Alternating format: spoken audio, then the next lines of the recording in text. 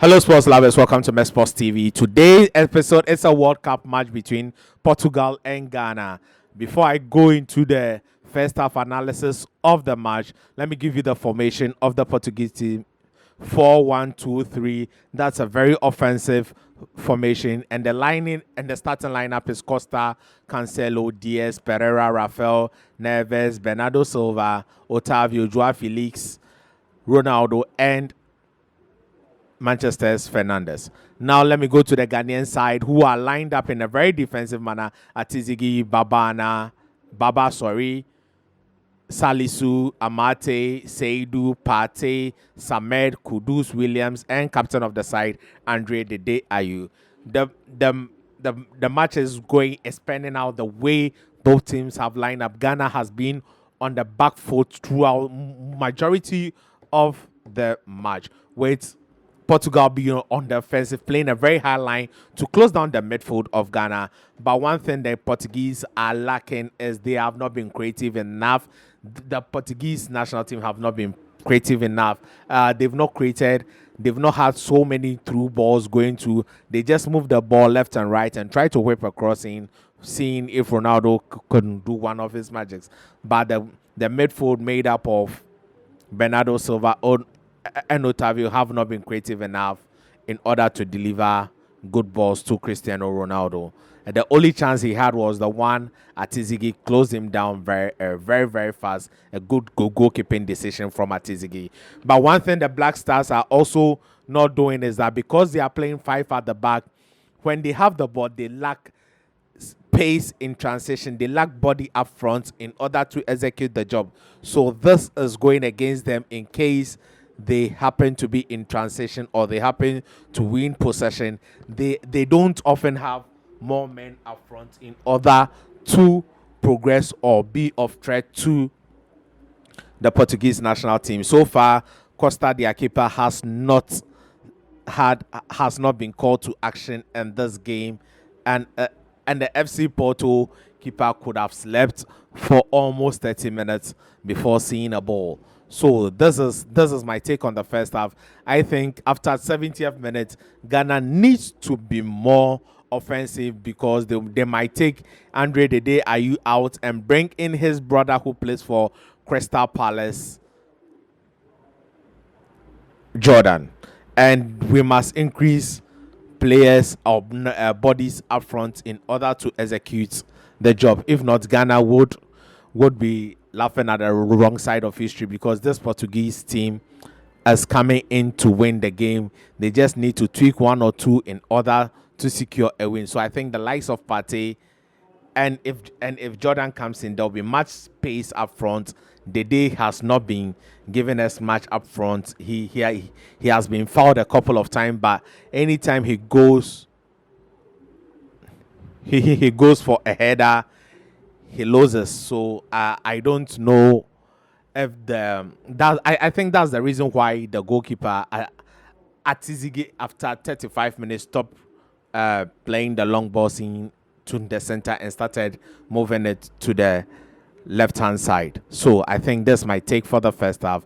Let's see what happens in the second half.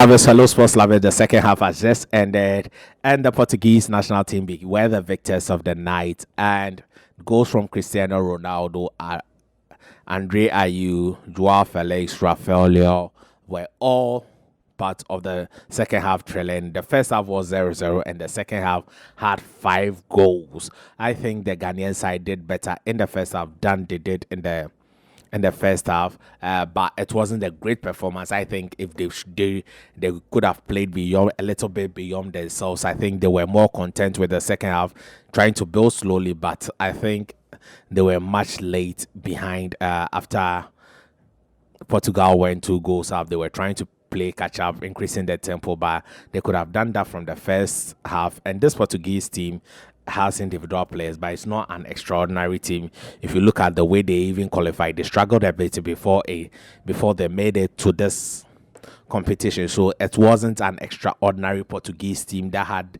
the likes of Nuno Gomes and Figo and the likes. No, this is also a very good Portuguese team, but I think they don't have that much firepower like they had at the Euros. Now, the match was quite intensive. There was a lot of physicality from Ali Seidu, who was almost red carded after getting a yellow card. He went and had an incident with Joao Felix, and I think that was also a bad. It showed the lack of experience, his temperament, and that wasn't good for the game. And he was quickly taken off by the coach Otu Ado and brought in Tariq Lamptey, who plays from Brighton. And the Ronaldo penalty was also a little bit controversial, but I think, to be fair to the referee, from where he stood, he saw that Ronaldo had touched the ball before Salisu. But it is a very harsh decision at this level. The referee did not go to the VAR to check. That means the VAR accepted or what think the referee was spot on, or it wasn't a clear and obvious error. The match went, but I think Kudus could have played a little bit longer. It was because we were under pressure in the second half. In the first half, Kudus has used a lot of energy, but I think Kudus, if we were on the fence, or if we were on the offense in the first half, I think Kudus wouldn't have burned a lot of energy, and he had he had made a lot of decisive runs that helped the Black Stars. But I think, all in all, the Black Stars did quite better. They played beyond my expectation in the second half. I thought they were coming to sit on the back foot and explode in the latter stage. I advise Dede Ayew should have been taken out earlier and Jordan brought on, but Dede Ayew ended up being the one getting the goal. But Jordan came on for Dede, but at a different role. Jordan dropped deep and Jordan held on to the ball. I think they should find a way of getting either Osman Bukari or Jordan to start the next game. I don't know who. I've not thought of which they should change. They should change the formation. It is too negative.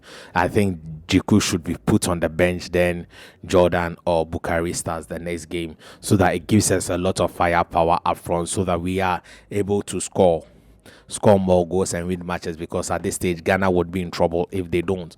Now with the Portuguese side, they became more aggressive, and the true balls came in because Ghana had opened up. I think the coach Fernandez listened to me, and the true balls went in, and that caused the Ghanaian defense a lot of problem. They also lacked concentration throughout the 45 minutes, and Baba Rahman at this stage shouldn't be doing such a mistake.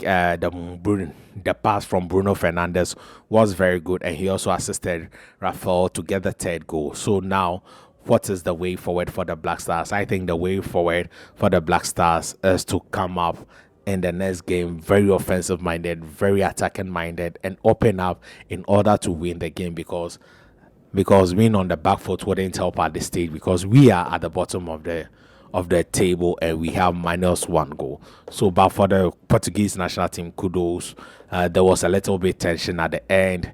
Inaki Williams at the last minute almost got us a goal, but he slipped. He was a little bit hesitant, but it's all good. So it has been a very good game of football to watch. It wasn't that bad in the second half, but the first half was quite an eyesore.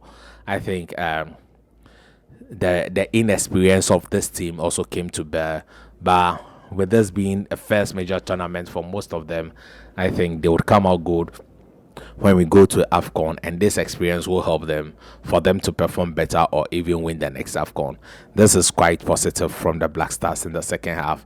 Let's take this loss as a springboard in order to bounce back. So thank you for watching. Stay positive. Remember, there is no limit to greatness. Au revoir. Bye bye.